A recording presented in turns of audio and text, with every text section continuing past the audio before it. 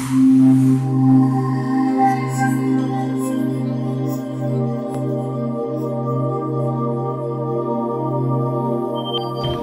me réjouis aussi tout particulièrement de ce que les régions, les villes, les sociétés de logement, ayant mobilisé les fonds structurels pour des projets de réhabilitation énergétique, aient réussi en moins de 2 ans à engager un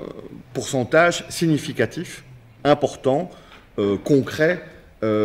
puisqu'on atteint des moyennes de 70% des enveloppes qui étaient mises à leur disposition. Et contrairement à ce que certains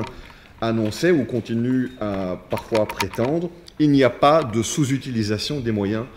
et les entités décentralisées locales parviennent à monter des projets de réhabilitation qui tiennent la route et c'est extrêmement important à souligner justement pour l'avenir. Il faut relever que les ministres en charge du logement qui défendent à des degrés divers cette position bénéficient aujourd'hui d'un soutien qui est assez inattendu, celui de la Commission. Et en effet, la stratégie énergétique qui vient d'être votée comporte des avancées qui sont et qu'il faut absolument relever.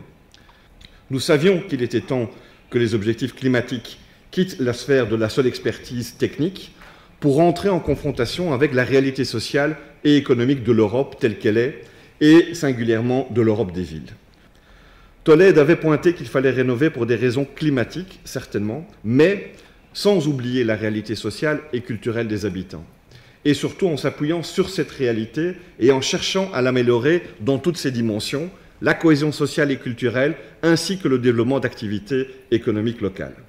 Ce sera difficile, dans un futur proche, de se souvenir des raisons qui ont conduit des générations de décideurs à aborder séparément les dimensions environnementales, sociales et économiques et à aborder séparément le développement humain des territoires et l'application des politiques sectorielles, dont l'énergie.